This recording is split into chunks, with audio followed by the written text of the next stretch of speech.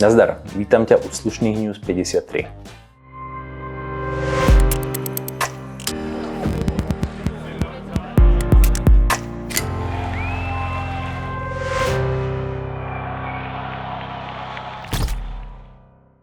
Tak, poďme si mrknúť novinky na šope. Bubi bol na majstrovstvách Ázie v Singapure a doniesol odtiaľ zo pár noviniek, a to vrátanie Offsetu, myslím, že tam bol nejaký Xenon Prime a Outlier 6, a potom doniesol ešte aj dve azijské novinky, a to značku Alternatives a značku Joseon. Potom tu máme ešte aj novinky od Yo Championu, čiže značka majstra sveta Gentryho Steina. To teda base model Super G, skvelé za tú cenu, 1400 korún, 56 mm do šírky, dáte s tým všetko, čo chcete. Potom tu máme G-Speed, čo je vlastne taký menší súrodenec Super G. Je to trošku lacnejšie a ak máte menšie ruky, tak možno pre vás aj lepšie. A potom na záver tu máme takýto unikátny kúsok, volá sa to Era. Volá sa to Era, pretože to má pogy a vnútri je vzduch a je to ultra ľahké a jedná sa skôr o kúsok na zábavnejšie vanie a stojí 1200 korún. Tak mrknite na shop.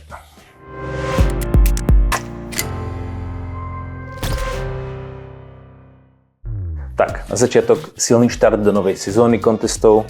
Máme tu East Japan 1. Víťazom sa stal Kohei Nishimura.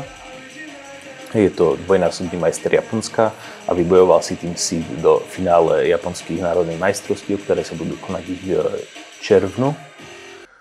A potom pár víkendov na to bol aj West Japan Contest. Tam to vyhral mladík Togo Katsuda, ktorý je veľmi bombový, odporúčam pozrieť freestyle. Na druhom mieste skončil Tsukasa Namba, veľmi tesne, s pár chybičkami, ale aj tak skvelý freestyle.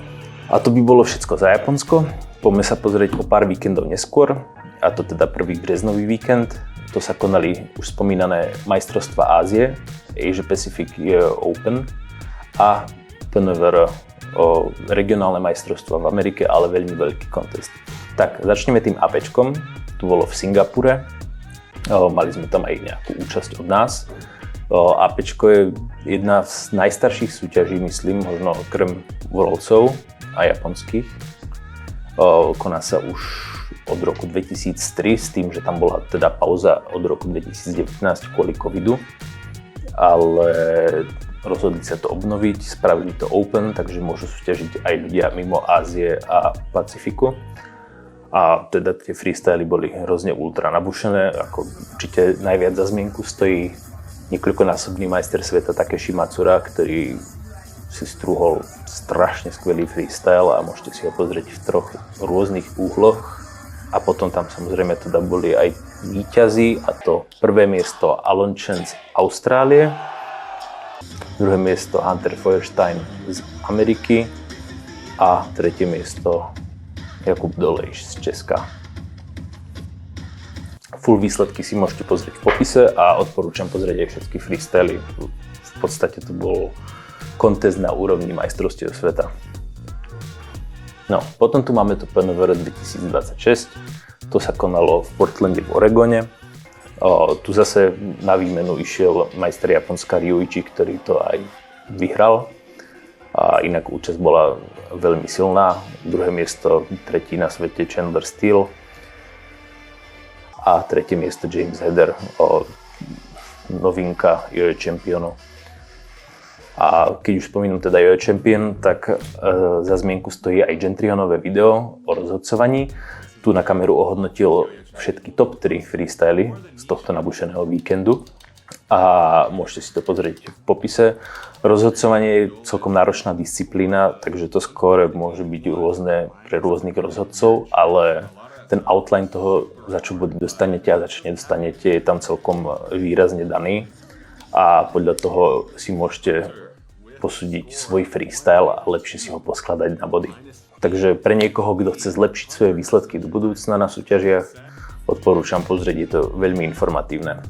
No a keď sa vrátime ku kontestom, tak tu máme ešte nejaké nadchádzajúce udalosti. A to spomeniem teda Junior Cup, ktorý nám beží, už máme 2 či 3 za sebou, podľa toho, kedy vyjde toto video. A máme tu aj cool novinky ako super banner, live judging, takže môžete vidieť výsledky hneď po freestyloch a dodáva to strašne super atmosféru. A samozrejme našlapané freestyly. Určite odporúčam, dojdite sa niekedy pozrieť, je to fakt skvelé. Vždy posledný piatok aktuálneho mesiaca. No, potom tu máme nadchádzajúce kontesty, máme tu takú japonskú ligu, tam bude Central Japan a South Japan contest v dubnu. A potom, keď sa presunieme ku nám domov, tak máme tu Chegioi Cup Praha. Ten bude na Bezvafeste a bude sa konať 18. až 19. dubna. Súťažiaci budú mať zlacnený vstup, inak vstupné na festival je nejakých 350, pokiaľ chcete ísť ako divák. A tento contest bude vlastne klasický Chegioi Cup, ako ho poznáme, takže pro freestyly, junior freestyly, X divízia a tricklist, ale pribude nám tu aj novinka a to je celosezónny battle s tým, že sa súťaží o 20 000 českých korún.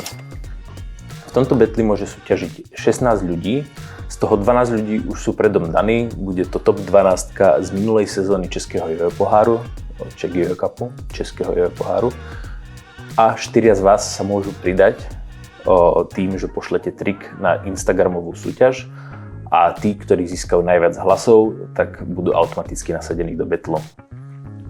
A potom ešte v rýchlosti ďalšie 2 kontesty a teda 2. až 3. kvietna budeme mať v Bratislave Európske majstrovstvá, takže tam sa určite dojdete pozrieť, pokiaľ sa vám dá.